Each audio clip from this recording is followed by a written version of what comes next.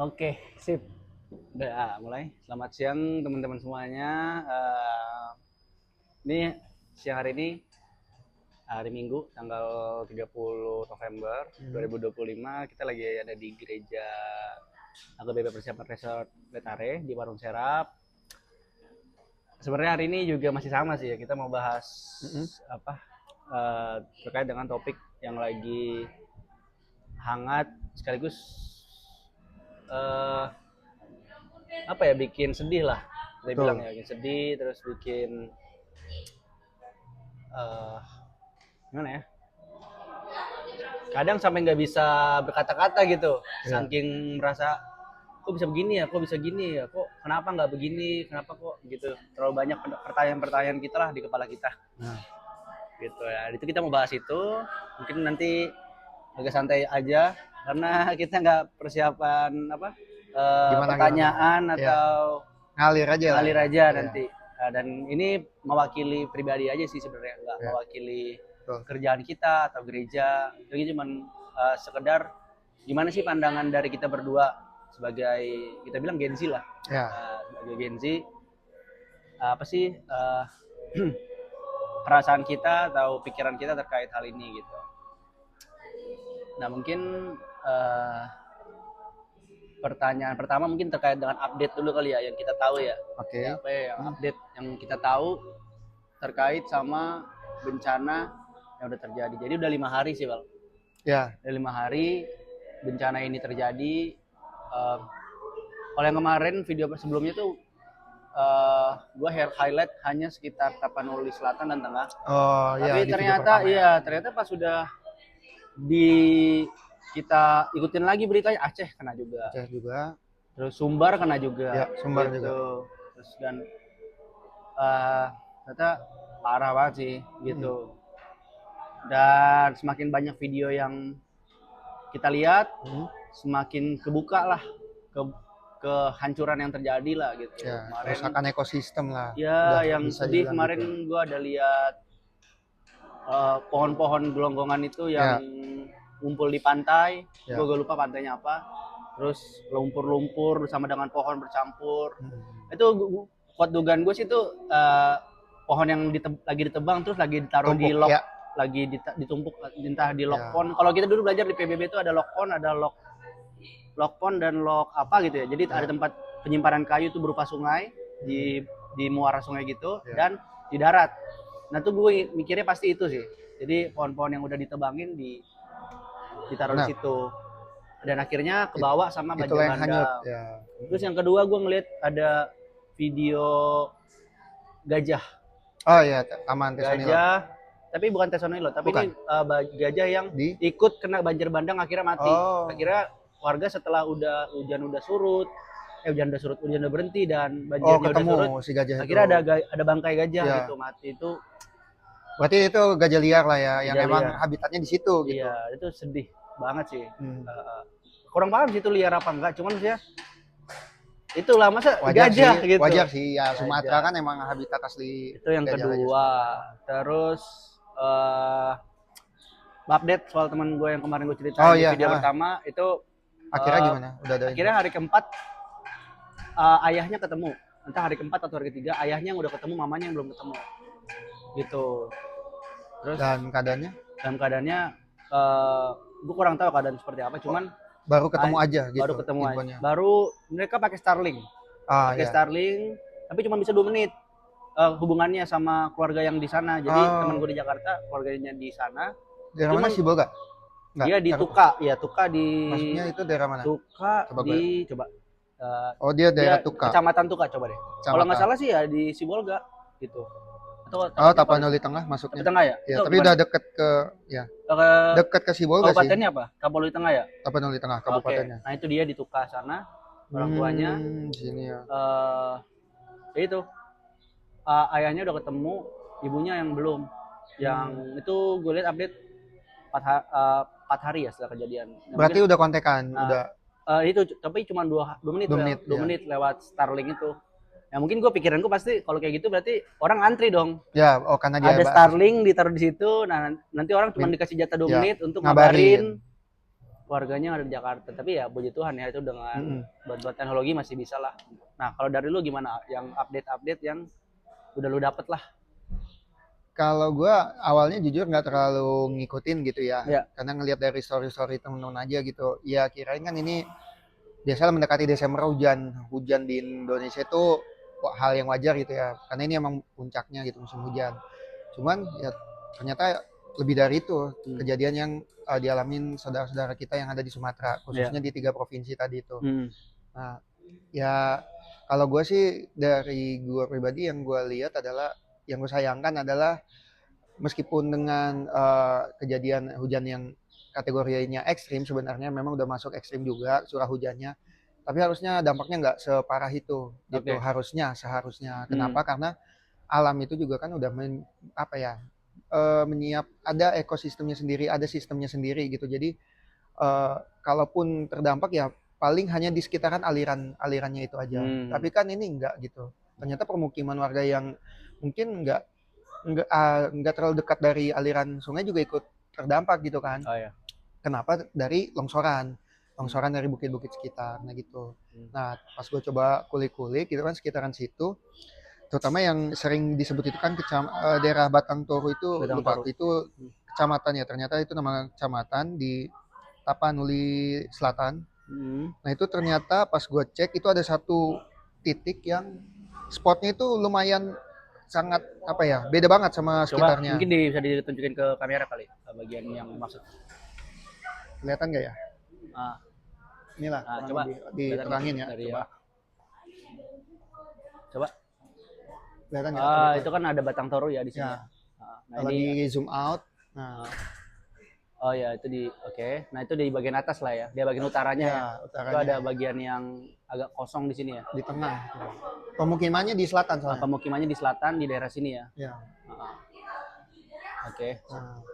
Jadi ya kalau melihat keadaan topografi lingkungannya aja seperti itu gitu loh. Berarti kan ini ada memang kesalahan dari lingkungannya nih. Ada yang nggak berjalan.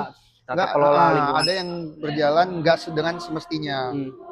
Nah, kenapa itu? Nah ini kurang tahu juga nih.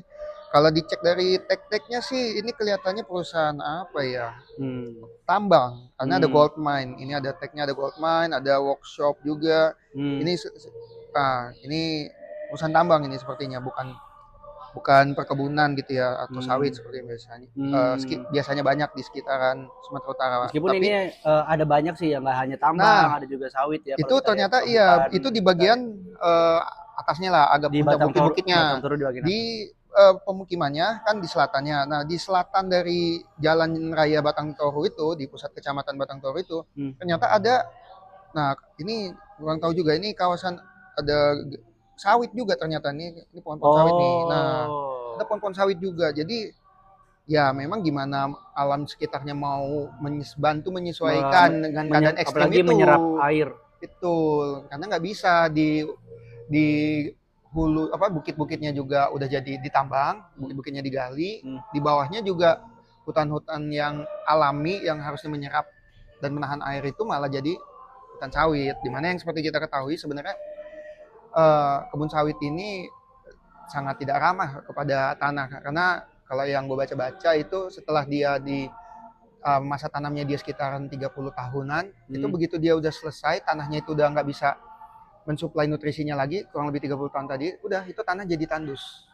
Dan effort untuk mengembalikan dia menjadi subur lagi itu gue masih belum coba cari-cari, dan itu kayaknya kalau dengan sengaja manusia mengusahakan agar tanah itu misal dikasih bahan kimia tertentu atau ini, kayaknya lumayan mahal gitu dibandingkan. Nah itu nggak tahu lagi, karena kan secara default tanah kita subur ini kan karena di Ring of Fire ya, jadi dari beribu-ribu tahun yang lalu udah kena letusan gunung berapi, dan itu menyerap ke tanah-tanah kita. Nah itu yang bikin itu jadi subur gitu.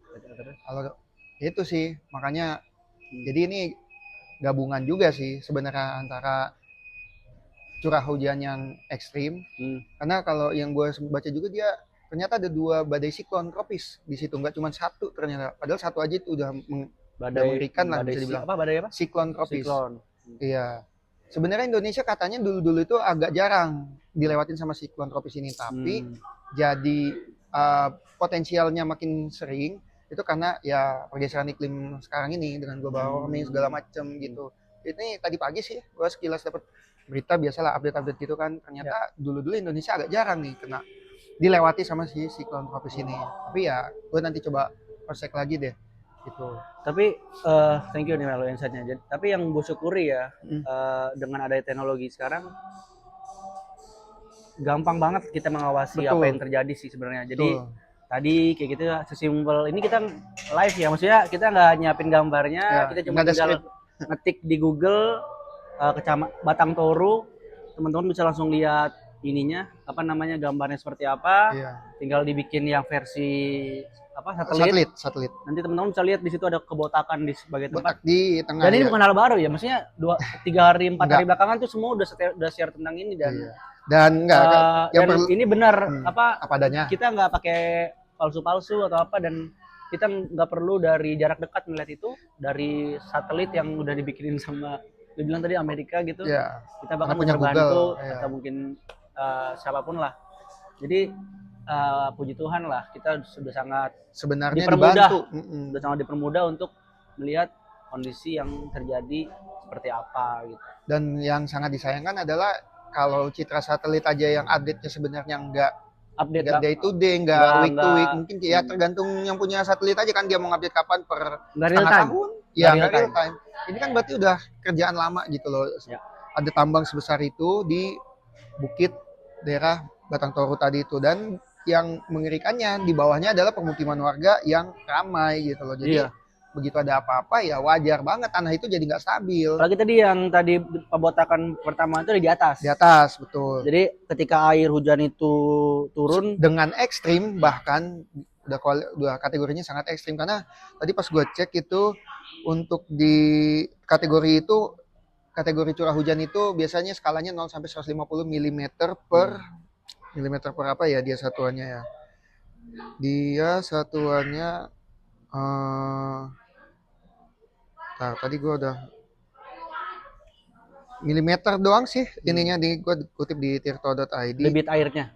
Curah hujan, dia biasanya intensitas curah hujan. Nah, sebagai informasi intensitas curah hujan dibagi 4 kategori. Rendah itu 0 sampai 100 mm, menengah 100 sampai 300, tinggi 300 sampai 500, dan sangat tinggi lebih dari 500. Dan kemarin yang terjadi lah lebih dari 500. Tapi di kota-kota tertentu ya. Karena kayak kalau di Langsa contohnya itu 295 mm, terus juga ya rata-rata hampir mencapai 300 sih. Tapi tadi pagi gue setel berita kok ada yang bilang info yang di apa, gue nggak tahu apa ini akumulasi atau gimana gitu, itu udah mencapai 800 mm gitu loh intensitasnya.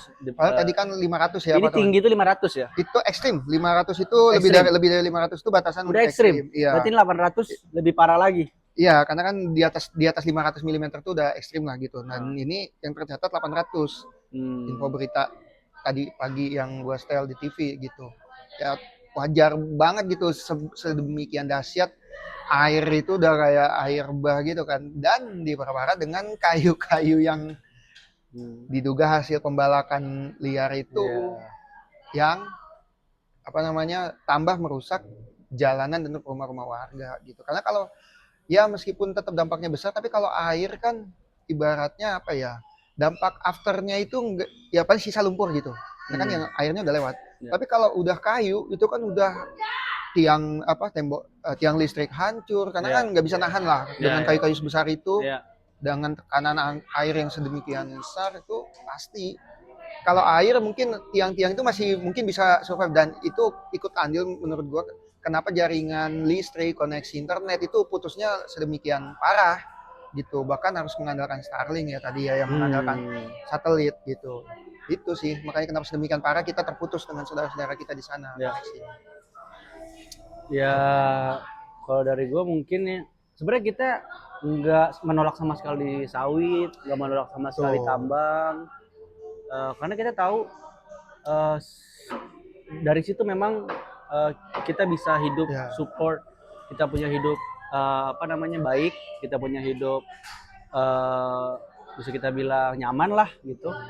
Tapi penting sih memang tahu batasan sih menurut gua. Jadi di situ mungkin peran pemerintah bisa tahu nih ya, sebagai seberapa regulator. sih menurut kita, nggak usah ngomongin apa ya, insting atau kayak menurut gua, tapi jangan, kita serahinlah kepada akademisi gitu untuk mengukur, menghitung semua. Udah ada datanya Berapa sih ya. berapa hektar sih boleh Indonesia menanam sawit? Terus di Letaknya kawasan di mana aja kah yang tidak berpotensi untuk menimbulkan bencana?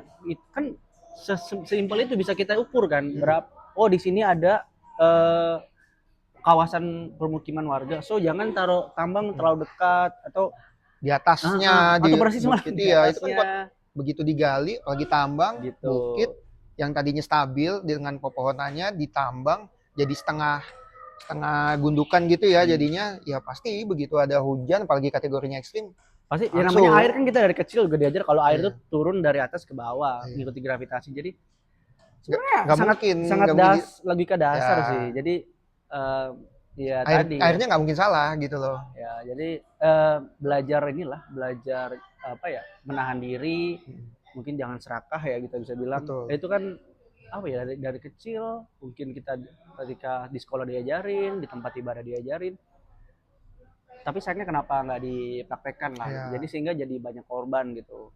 Banyak orang-orang kita juga yang atas nama kebutuhan ekonomi semua dihalalkan. Itu yang sangat kita sayangkan.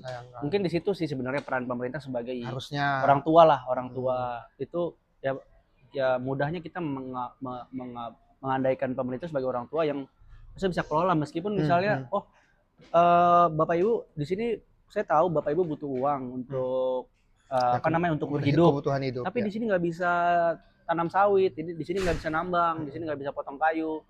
Sini saya coba cari, ayo kita ngobrol bareng-bareng, cari mata pencarian yang memungkinkan untuk kita jalankan, yang tidak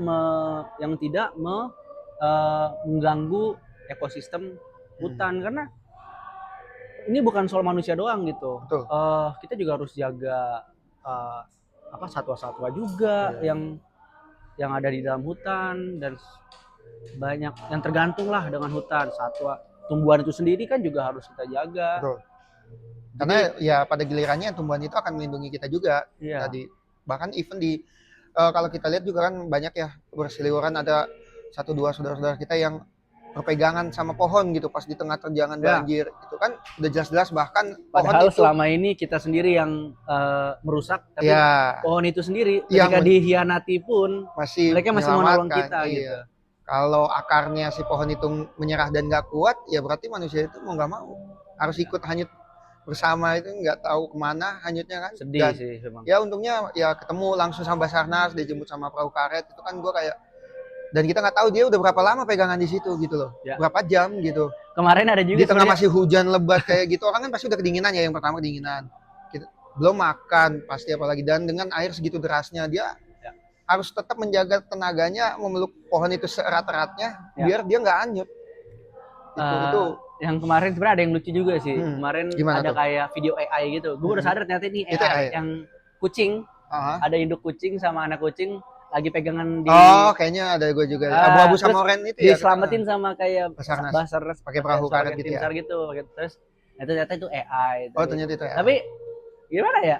Ya meskipun AI tapi itulah gambaran yang mungkin realistis terjadi juga gitu. Sangat mungkin terjadi. Itu sangat mungkin terjadi.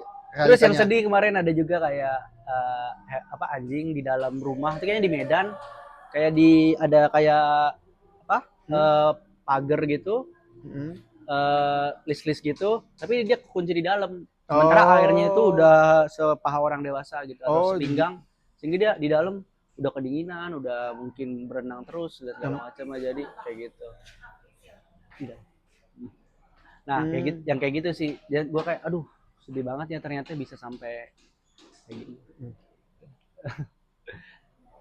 Terus tadi juga gue nggak bayangin yang Pak Pendeta bilang soal dia lihat video ada warga yang udah bahkan mengungsi sampai ke atas yang buat lonceng gereja itu ya serem sih. kalau ngebayangin itu. Padahal lonceng gereja biasanya pasti tinggi lah ya, di atas 3 meter mungkin. Pasti. Ya. 2 meter masih terlalu rendah kalau untuk Ya. lonceng gereja. 3 meter. 3 Apalagi di meter, kampung-kampung 4 kita meter, ya. Pasti lebih dari itu gitu. Dan mungkin kita harus, kalau menurut gue kita harus semua sih harus merenung dalam artian. Tapi gue respect ya, pendeta tuh dia sampaikan benar-benar detail gitu angka statistik yang dia dapat dari Preses dan dari Evorus katanya terkait dengan korban-korban yang terdampak di distrik di Sumatera Utara. Ya, dan pastinya itu belum real semuanya ya, karena itu belum per hari ini pasti. Ya, itu mungkin 1-2 hari yang lalu lah itu. Tapi gue sangat respect dalam artian ditulislah berapa korban jiwanya, berapa korban yang dirawat, dan berapa kakak yang terdampak, terus apa yang dibutuhkan sampai semuanya. Dan itu membuat kita sebenarnya apa ya? Kalau kita benar-benar mau dengerin, kita mau benar-benar mau baca, sebenarnya serumit itu, sesedih itulah kita yang terjadi di. Jadi kita tuh gak perlu datang ke sana lokasi untuk tahu, hanya melihat data statistik aja. Kita tuh udah bisa ngerasain lah sekompleks apa yang terjadi di sana. Itu kalau dari gue sih mau nambahinnya, mungkin statistik bisa ngasih kita gambaran, tapi harus kita pahami bahwa gue lupa siapa yang bilang ini, salah satu pejabat yang bilang bahwa, gue lupa pejabat apa influencer yang bilang kalau udah ya hal-hal negatif kayak gini tentang bencana, korban-korban yang ada itu jangan cuma dianggap statistik gitu. Ini karena kita berkaitan dengan nyawa manusia, apalagi udah ada korban jiwa, korban luka pun itu pasti kita nggak mau itu terjadi, apalagi ya sampai luka berat gitu ya. Nah bayangkan ini sampai korban jiwa gitu, kehilangan nyawa. Itu menurut gua satu nyawa pun terlalu berharga, karena tadi balik lagi ke prinsip umum bernegara. Setahu gua ada asas yang keselamatan rakyat adalah hukum tertinggi. Itu terjadi pas di pandemi COVID gitu loh. Nah jadi kalau dengan hal kayak gini ratusan nyawa melayang dan dengan kerugian yang waduh nggak tahu deh kalau untuk secara angka hitung-hitungan kena di berapa, karena kan rumah hancur, sistem perekonomian hancur, semuanya gitu loh. Jadi kayak ini nggak tahu berapa kerugian untuk di 3 provinsi itu, yang menurut gua harusnya lebih dari sekedar statistik gitu. Ini harus sebenarnya evaluasi menyeluruh gitu, apa-apa aja penyebabnya. Karena kita menurut gua kita nggak kekurangan regulasi kok. Sebenarnya kayak tadi yang lo bilang, ini mana yang boleh tanamin sawit, mana yang enggak, mana yang boleh ditambang, sebenarnya diatur. Kita nggak kita tolak. Sebenarnya setahu gua ada rencana tata ruang wilayah, ada RT RW, dan itu diaturnya gua lupa pakai di tingkat provinsi mungkin ada keputusan gubernur kayaknya, atau pakai perda mungkin, karena kan ini harus diketahui oleh orang banyak. Mungkin kalau gubernur kan sepihak dari eksekutif ya, meskipun itu biasa turunan perda, mungkin akan setingkat perda masing-masing gitu loh, rencana tata ruang wilayah. Ya kalau kita mau kulik lebih jauh, coba tinggal dicek aja apakah yang tadi contoh di Batang Toru tadi ya, Kecamatan Batang Toru tadi ada kawasan tambang, apakah benar di situ emang zonanya untuk pertambangan, atau jangan-jangan itu zona hijau. Nah udah sesimpel itu aja. Kalau itu berarti masuknya di perda RT RW di Kabupaten Tapanuli Tengah harusnya zona hijau, ya berarti sudah sebenarnya dari situ aja sudah bisa kita tunjuk lah siapa sih yang sebenarnya bisa kita mintai pertanggungjawaban gitu loh. Ini kalau gue boleh lebih dalam lagi ya, mungkin ngomongin filosofi aturan itu sendiri. Gue pernah belajar bahwa istilah undang-undang by self itu mungkin kita bisa pecah ke peraturan perda, peraturan turunannya lah, segala macam. Tapi peraturan atau undang-undang itu sendiri secara umum itu dinamakan undang-undang bukan dengan ngasal gitu ngasih istilahnya. Artinya undang-undang itu adalah suatu produk aturan yang sudah dibahas dengan mengundang segala pihak yang terlibat terkait dengan konteks yang sedang dibahas.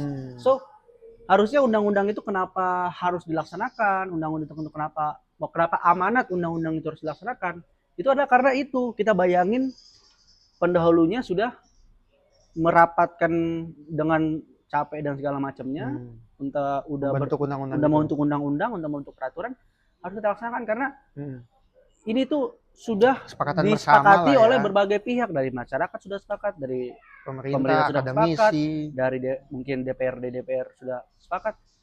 Itulah kenapa aturan itu harus dijunjung. Jadi bukan lu aturan mulu, bukan gitu. Bukan gitu bos. Ini bukan masalah kita mau menegakkan aturan mulu. Bukan arti kita kaku, bukan. ini sudah disetujui, ini sudah disepakati, harus dilaksanakan. Ya sama lah, seperti ya anak kecil aja paham kalau misalnya orang tuanya bilang ini screen time kamu 1 minggu ya, ya udah kan udah sepakat. Anak kecil aja bisa, masa kita orang dewasa apalagi udah skalanya diaturnya apa, ya. Laksanakannya apa. Iya, skalanya udah bernegara gitu. Jadi aturan itu kita laksanakan bukan karena kita terlalu patuh atau kita kaku atau kita takut melanggar, bukan, tapi lebih ke itu sudah disepakati dan kita bersama, secara dewasa harus melaksanakan. Betul. Itu sih kalau jadi gitu tuh mungkin kelemahan mungkin kita juga lah ya. Aturannya sudah dibikin. Aturannya sebenarnya menurut gue di kita udah bagus-bagus ya, gitu. Karena mungkin pelaksanaannya yang tinggal pelaksanaannya masih aja. Kurang gitu. Betul. Itu sih. Gimana? Kalau dari lu ada lagi yang mau ditambahin terkait? Karena jujur gue masih dikit sih untuk update tentang ini, gue baru sekilas-sekilas aja. Jadi ya paling dari gue itu aja sih. Jadi semoga apa namanya dengan apalagi lu kalau gue lihat berarti ini dengan udah video kedua ya untuk membahas hal ini. Jadi ya semoga lah ini bisa menambah apa ya namanya awareness kita bahwa lingkungan ini bukan cuma buat generasi. Kalau dari gue mungkin closing statementnya lingkungan ini bukan cuma buat kita doang. Ya. Jadi kita harus mikirin apa generasi-generasi berikutnya setelah kita. Ya kalau udah hancur kayak gimana lagi kita nggak tahu nih Kota Sibolga akan seberapa lama untuk recovery gitu kan. Ya itu menurut gua yang harus kita pikirkan bersama-sama, jangan karena keegoisan secara gelintir pihak gitu kan. Masyarakat yang sebenarnya terdampak itu akan lebih banyak nih nggak berani bersuara gitu loh. Minimal menurut gua setidaknya dengan kejadian ini masyarakat tergerak hati dan pikirannya bahwa masing-masing orang punya hak untuk apa ya tadi namanya mendapatkan hidupnya itu apa ya minimalisir dari kemungkinan bahaya lah gitu, karena kayak yang tadi gitu mereka hidup di bawah bukit tapi ternyata bukit di atasnya udah digunduli bahkan ditambang gitu. Itu menurut gua kan mereka udah jelas-jelas hidup dalam potensi bahaya. Gimana masyarakat kita berarti bisa terancam nyawanya dia apa day by day gitu, tergantung begitu ada hujan kayak gini ekstrim yang di luar prediksi pasti siapa semua orang bisa memprediksinya kejadian kayak gini. Kalau gue itu sih. Oke, thank you. Well, kalau dari gue pasti ya sekarang ya sudah terjadi bencananya. Betul. Yang harus kita lakukan pasti yang pertama berdoa untuk keselamatan manusia, hewan maupun tumbuhan yang terdampak. Siapapun itu kalau masih bisa diselamatkan, semoga masih bisa dan kita berusaha sekuat tenaga untuk saling tolong menolong. Nggak perlu tunggu pemerintah sepertinya, kayaknya kita bisa bergerak sporadis gitu ya. Kita lakukan dari berbagai elemen bergerak untuk membantu teman-teman kita di sana. Terus tidak hanya berdoa tadi ya, kita lakukan kumpulin donasi yang udah juga barusan kita lakukannya di Letares ini. Terus mungkin pesan yang satu lagi adalah kita harus sadar sih sekarang dunia digital, semua gerak-gerik kita sangat mudah sangat mudah dibuktikan. Dari yang paling tersembunyi gitu sampai yang paling terbuka, kita bisa lihat kejahatannya sangat terbuka itu kan, terpampang nyata gitu. Dari yang bahkan dari yang tersembunyi kayak mungkin kasus pelecehan seksual yang sangat mudah sekarang gampang. Kalau kayak contoh kemarin kayak ada isu anak band yang melakukan kejahatan pelecehan seksual dan tinggal yang korbannya itu tinggal update aja di Threads atau di Twitter langsung viral padahal pembuktiannya belum tentu. Tapi itulah menunjukkan bahwa harus hati-hati sih di zaman sekarang ini. Tapi hati-hati sekaligus kita bersyukur karena ternyata sekarang kita udah punya senjata. Kita sebagai masyarakat sudah tidak bisa lagi dibungkam. Kita sudah mudah untuk menyuarakan kebenaran dan meminta keadilan lah, kira-kira seperti itu. Dan untuk korban yang ada di Sumatera, di Sumatera Utara, di Aceh, dan ada di Sumbar,